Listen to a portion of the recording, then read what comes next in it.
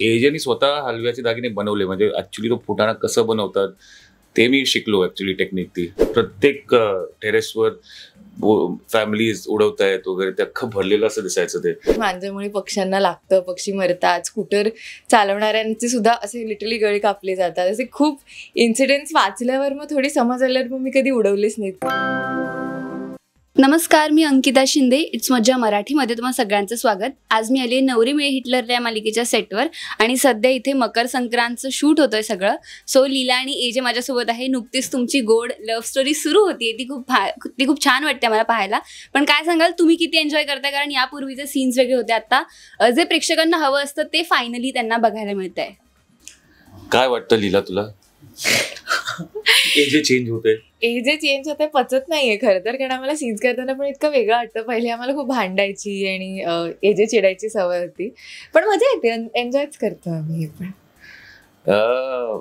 ते वेगळं एकदम काय म्हणतो, टोनॅलिटी खूप वेगळी झाली एजेची.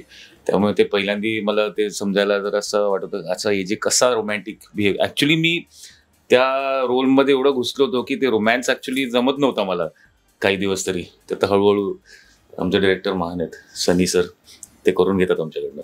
नाही, पण तुमचे जे काही प्रोमोज वगैरे आम्ही बघतो ते खरंच खूप छान वाटतं पाहायला.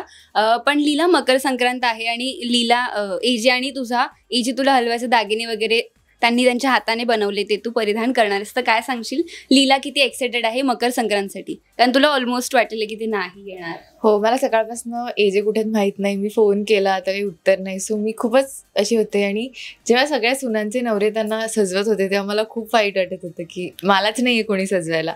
पण शेवटी मी हिरमुसून जायला लागते आणि एजे येतो, एजेने स्वतःच्या हाताने केलेत. सो लीलासाठी खूपच मोठी गोष्ट आहे. आणि लीलाला हेच हवं असतं, तिला अशा छोट्या छोट्या गोष्टी एजे स्वतः करतील ह्याच्यातच तिला आनंद आहे. खूप काही पैसे खर्च करून खूप मोठं तिला नको आहे, तिला ह्यातच आनंद आहे. सो तिला खूप छान वाटतंय आणि लीला तर खूपच खुश आहे. म्हणजे पण आज सेटवर तुम्ही सगळे मकर संक्रांती सेलिब्रेट करताय, सगळ्यांनी ब्लॅक कपडे वगैरे घातलेत. सो कोणी काही आणलंय का तिळगुळ वगैरे, किंवा कुणाकडून अपेक्षा आहे की ही व्यक्ती छान बनवते जेवण, सो तिच्या डब्यात जे काय असेल ते खायचंच आहे आज?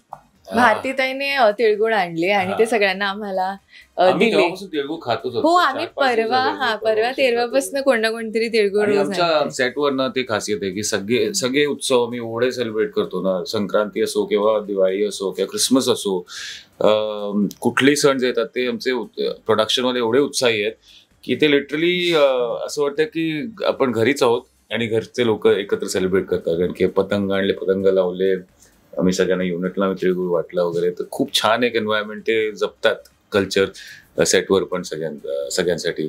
आणि दुसरी गोष्ट म्हणजे मी एजेने स्वतः हलव्याचे दागिने बनवले, म्हणजे ऍक्च्युली तो फुटाणा कसं बनवतात ते मी शिकलो. ऍक्च्युली टेक्निक ती त्याच्यात एक साबुदाणा जातो, मग त्याला कसं तुम्ही ते ऑल दॅट ते ऍक्च्युली लिटरली ते बघून ते लिटरली बनवलेत मी काही दागिने तसे. सो मला ते शिकायला मिळायला खूप मजा आली. आणि पहिल्यांदा मला वाटत होतं की असे बनतात ते फुटाणे. तर वेगळा एक्सपिरियन्स होता एकदम. आता मे बी शूटिंगमुळे तुम्हाला वेळ मिळत नसावा पतंग वगैरे उडवायला, पण पूर्वी तुम्ही तुमच्या फ्रेंड्ससोबत वगैरे जाऊन पतंग वगैरे उडवली आहे का? कुणाची कापली आहे का? कारण म्हणतात की विकत घेण्यापेक्षा कापलेली पतंग उडवण्यात वेगळी मजा असते. हो, लहानपणी खूप केलं मी. मला अजूनही आठवतं, मी नागपूर, अमरावतीमध्ये होतो तेव्हा तिथे खूप घरं असायची, बंगले असायचे, छतवर जाऊन वगैरे सगळेजण एकत्र उडवायचे. ऍक्च्युली ते दृश्य एकदम बघण्यात लायक असतं की प्रत्येक टेरेसवर फॅमिलीज उडवतायत वगैरे, ते अख्खं भरलेलं असं दिसायचं ते. सो आणि काटायचो आम्ही, खूप काढली पतंग मी तरी, खूप काढली लोकांची. मांजा वगैरे, ऍक्च्युली मांजा बनवण्यापासून आम्ही तयारी करायचो की ते काचेचं जे सोल्युशन असतं त्याच्यात ते मांजा, तो थ्रेड डुबवून वगैरे त्या ते रोल करून वाळवून वगैरे सगळं करायचं. So I have done all that. मला तू कधी केलेस का? तुला भाऊ सुद्धा आहे, राईट? मी लहानपणी फक्त बघितलं होतं लोकांना पतंग उडवताना. मला लहानपणी इतकी आवड नव्हती किंवा मला बघूनच छान वाटायचं. आणि मग मोठं झाल्यावर जेव्हा कळायला लागलं की मांजरमुळे पक्ष्यांना लागतं, पक्षी मरतात, स्कूटर चालवणाऱ्यांचे सुद्धा असे लिटरली गळे कापले जातात. असे खूप इन्सिडेंट्स वाचल्यावर मग थोडी समज आल्यावर मग मी कधी उडवलेच नाहीत. कारण मला असं वाटलं की हे लोकांना त्रास किंवा कुठल्याही जीवाला त्रास नाही होता का, मग मी कधी पतंग नाही उडवला. अगदीच वल्लरीचे थॉट्स तसे खूप छान आहेत या बाबतीत. पण जाता जाता प्रेक्षकांना काय सांगावं असं वाटतंय? कारण मकर संक्रांत विशेष त्यांना काहीतरी वेगळं पाहायला मिळणार आहे. खूप वेगळे गोष्टी खूप बदल होतो आता. एजे चेंज होतोय त्यामुळे ते बघण्याला कसे होते. प्रेम ऑब्व्हियसली लव्ह जो एलिमेंट असतो तो दरवेळेला इंटरेस्टिंग आणि खूप लोकांना बघायला आवडतो. आणि एजे आणि लीलाच्या मध्ये असेल तर अजून बघायला आवडेलच. So we looking forward. In fact तुम्ही पण you must be looking forward to. म्हणजे आता अशी एक वर्ष तुम्ही थांबलात की एजे आणि लीलाचं लव्ह स्टोरी कधी अजून सुरू खूप होईल? थांबायचं आहे आणि अजून खूप थांबायचं कारण आताशी नको बस आता चढाओढ कंटाळतील सुरू लोकं. झाली की एजे कधी आय लव्ह यू म्हणतो कधी नाही. तर आम्ही तर तेच आहे आता तुम्हाला हळूहळू कळेल की एजे म्हणतो का, कसं म्हणतो, काय करतो. AJ style.